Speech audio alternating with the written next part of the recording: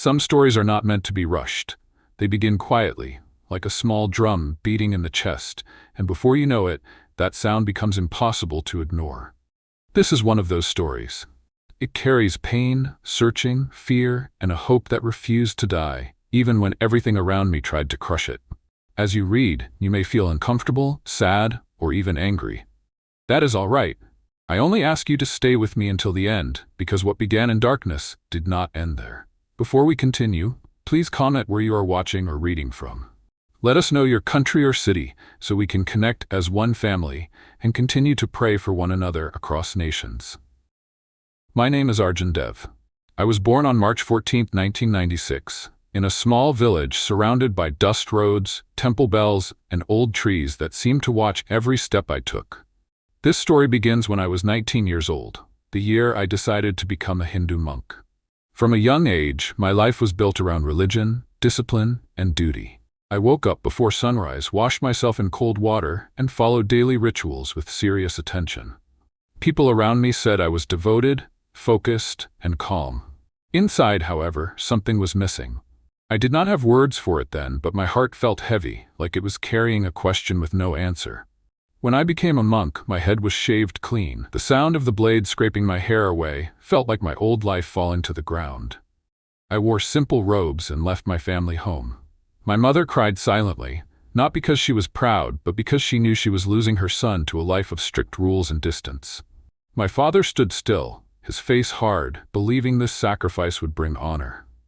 Life in the monastery was not gentle. It was quiet, but not peaceful. The floors were cold. The food was small in portion and taste. Hunger became a normal feeling, like a shadow that followed me everywhere. We slept little, worked long hours, and were corrected harshly for small mistakes. If I failed to follow instructions, I was made to kneel for hours or clean toilets with bare hands as punishment. This was called discipline. It was meant to kill pride, but it also killed joy. Every day, I watched older monks endure pain without complaint. Some had scars on their backs from past punishments. Some had eyes that looked empty, as if hope had slowly drained away. I was taught that suffering was the path to purity, so I accepted the pain and told myself it was necessary. Still, questions grew louder inside me. During long nights of meditation, my legs numb and my back aching, I felt a deep silence that scared me. I expected enlightenment. I expected answers. Instead, I felt alone. I felt like I was speaking into an empty space and waiting for something that never responded. When I shared my struggles, senior monks corrected me. They told me my thoughts were weak. They showed me stricter fasting and harder labor. They revealed to me that doubt was shameful. From that moment, I learned to suffer quietly. The first signs of persecution began there. I was watched closely. If I paused too long during prayers, someone noticed. If my face looked tired, someone reported it. My food was reduced. My rest time was taken away. Once, after collapsing from exhaustion, I was left on the floor until evening as a lesson to others. No one touched me. No one helped me. That night, as ants crawled over my arms, I realized something painful. Devotion had not made me feel loved. It had made me feel replaceable. Letters from my family stopped coming. The monastery discouraged contact with the outside world. They said attachment was weakness. When I asked about my mother's health, I was told to forget worldly things. That day, something cracked inside me. I felt like I had buried my heart while still alive. The pressure was not only physical, it was emotional and mental. I was reminded daily that leaving was disgrace. Anyone who walked away was spoken of with disgust. Their names were erased, their existence denied. Fear became my cage. Sometimes villagers came to give offerings. They looked at us with respect, not knowing the truth behind the walls. I wanted to scream. I wanted to tell them that I was not holy, not strong, just tired and broken. But silence was my survival. I began to have dreams that disturbed me. I saw myself walking endlessly, barefoot, calling for help, but no one turned around. I would wake up soaked in sweat, my heart racing. Instead of comfort, I was assigned more work. This was my life. Ritual, pain, silence, fear, discipline without peace. And yet deep inside, a small desire refused to die. It was the desire to be known, to be loved, to be answered. I did not know then that this desire would change everything. There are moments in life when fear becomes louder than faith, and silence becomes more painful than pain itself. This chapter begins at the point where my heart could no longer pretend to be strong, even though my body was forced to obey. By the time this chapter of my life began, I was already breaking inside. Each morning I woke up before the sun, not because I wanted to, but because fear trained my body faster than any bell. The floor was always cold. My feet were cracked from walking barefoot. My stomach burned from hunger that never fully left. These were normal things now. What hurt more was the weight in my chest that refused to lift. I tried harder to be faithful. I followed every rule. I bowed longer. I fasted more. I worked until my hands shook. I believed that effort would bring peace. Instead, effort brought more pain. The leaders noticed my silence. They noticed my tired eyes. They told me my spirit was weak and showed me harder ways to be corrected. From that day, my punishments increased. I was given the hardest chores. Cleaning waste pits, carrying heavy stones under the sun, standing for hours without rest as insects crawled on my skin. When my body failed, they did not stop. When I collapsed once during work, I was left on the ground as others passed by. No one helped me up. They wanted me to learn endurance. What I learned instead was loneliness. At night, when the others slept, I lay awake listening to my breathing. I asked questions silently because speaking them was dangerous. I wondered why my heart felt empty, even after doing everything right. I wondered why pain was called holiness. I wondered why love felt absent. These questions became my secret burden. The more I questioned inside, the more I was watched outside. Every movement I made felt observed. If I paused too long, someone noticed. If I looked weak, someone reported it. My food became smaller. Sometimes it was only a handful of rice and water. Hunger made my head spin, but complaining would have made things worse. Letters from home were no longer allowed. I asked once about my family. I was shown that attachment was a sin. That day I felt something tear inside me. I realized I was being trained not only to obey, but to forget who I was. The persecution was not always loud. Sometimes it was quiet and sharp. Being ignored, being denied rest, being treated as invisible.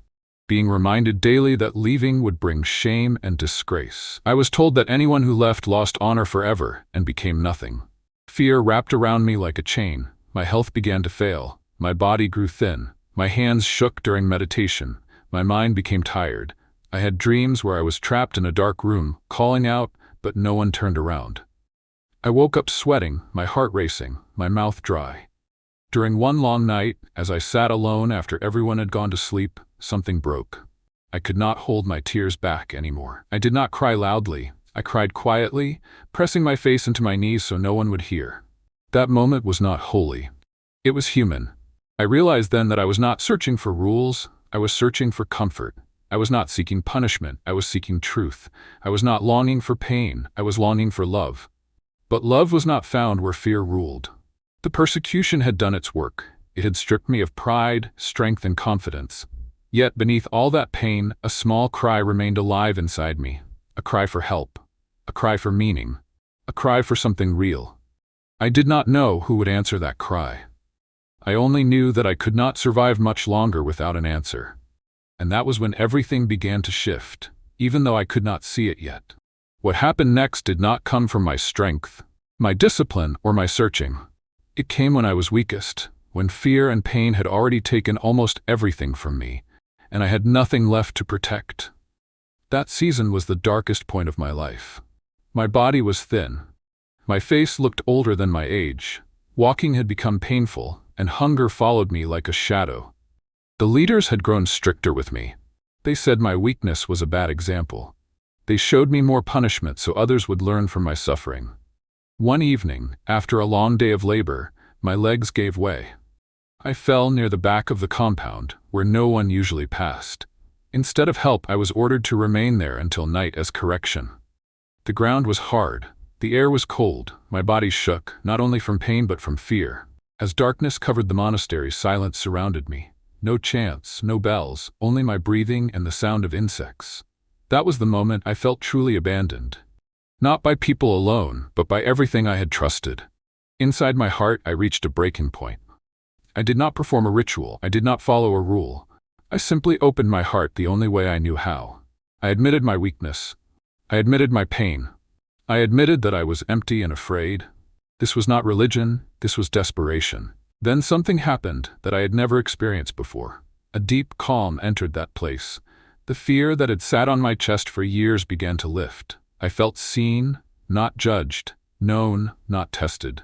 It was as if a presence stood near me, gentle but powerful, quiet but full of authority. I did not see a vision with my eyes, but my heart became aware. I became aware of Jesus. He revealed himself to me not through anger or demand, but through peace. He showed me love without punishment. He made me understand that suffering was not proof of holiness.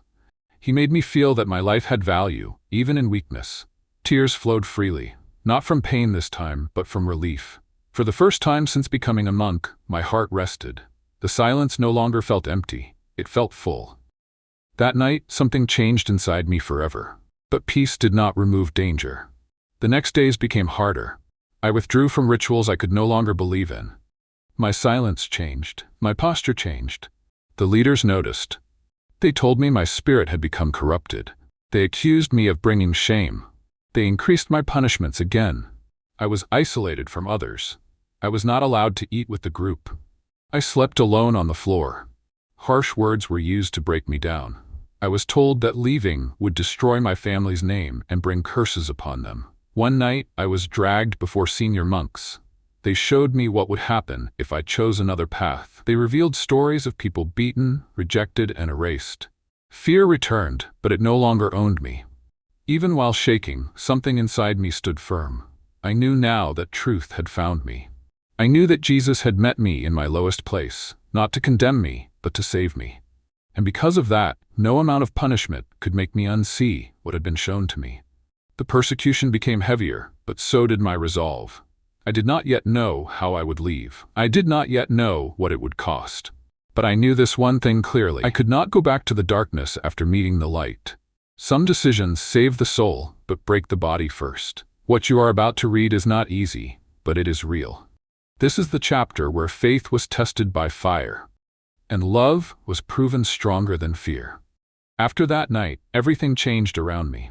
The peace inside my heart remained, but the world around me turned violent. The leaders knew something was different. They saw it in my eyes. They saw it in my silence. They revealed to me that I was no longer trusted. The persecution became open and cruel. I was called names meant to destroy my dignity. I was treated as unclean. Food was taken away from me for days. Water was reduced. My body grew weaker, but my heart grew stronger. I was forced to work while sick. When I fell, I was laughed at. When I struggled to stand, no one helped. One morning, I was pulled out in front of others.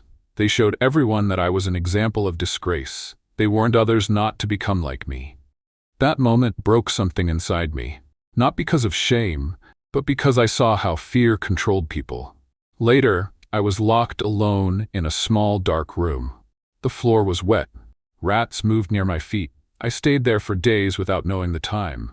Hunger made my stomach twist. Fear whispered that I would die there and be forgotten. During that time, I remembered the peace I had received. I remembered that Jesus had shown me love without chains. That memory became my strength. When I was released, the final warning came. They revealed to me that if I stayed, I would be forced to deny what I believed. They showed me that obedience would cost my soul. Leaving would cost my safety. I chose to leave. The day I walked out, I had nothing. No money, no protection, no place to go. My family rejected me. Old friends turned their faces away. Some threatened me. Others spat near my feet. I slept on streets. I begged for food. I was beaten once by strangers who heard of my decision. There were nights I cried from pain and hunger. There were days I wondered if I would survive. But even in those moments, I was not empty anymore. I found small help from believers who risked their own safety. They hid me, they fed me, they prayed for me. I learned that following Christ does not remove suffering, but it gives meaning to it. Today, my scars remain. My past still follows me. But I am free. I lost religion. I found Jesus. I lost safety. I found peace. I lost approval. I found truth. My story is not special. Many believers across the world face prison, beatings, rejection, and death because of their faith. Some are children. Some are parents. Some are alone. If you are reading this and you are a Christian, I encourage you to pray for those who are persecuted for their faith. Pray for strength. Pray for protection. Pray that they will not lose hope. If you are reading this and your heart feels heavy with sin, fear, or emptiness, know this: repentance is possible. Salvation is near. You can turn to Jesus by admitting your need for Him, believing that He gave His life for you, and choosing to follow Him with a sincere heart. Ask Him to forgive you, to lead you, and to make you new. This journey is not easy, but it is worth everything. And even now, the light is still shining in the darkness.